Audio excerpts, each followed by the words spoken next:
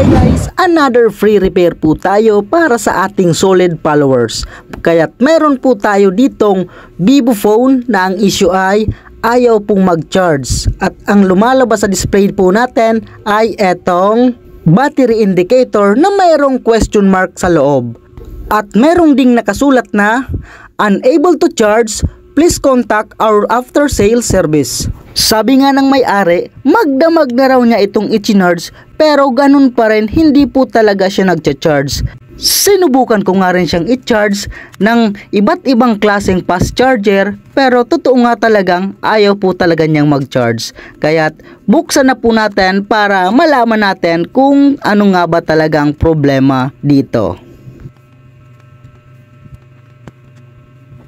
Oops! Parang nakita ko na agad yung problema kung bakit ayaw nitong mag-charge. So, eto nga yun. Ayan. Napansin ko kaagad na maluwag na po yung battery at natanggal na po sa pagkakadikit. Ayan. Siguro, lagi po itong nalalaglag kaya nagkaganito.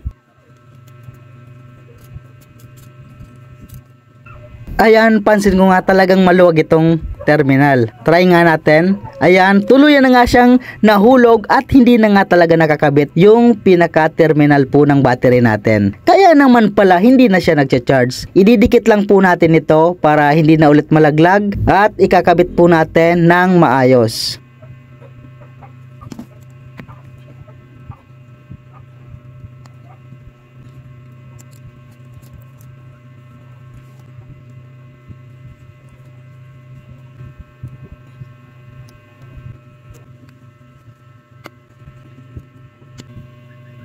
At naglagay ulit ako dito ng tape para sigurado po talagang hindi nagagalaw at hindi na po siya matatanggal.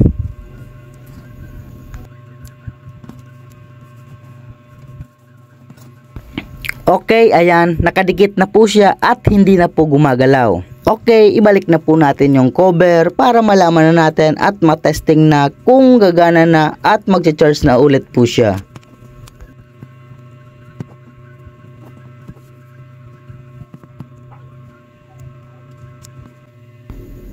Okay, testingin na natin. I-charge na po natin. At ayan na nga, lumabas na po yung charging sign. At okay na po siya. Ayan, hindi na kagaya ng dati.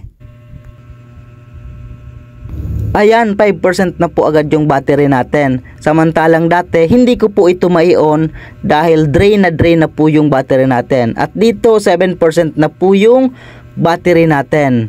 Ibig sabihin, goods na po talaga at nagcha-charge na siya. At eto, ayan, 8% na agad. So, okay na po siya. Thanks for watching. Bye-bye.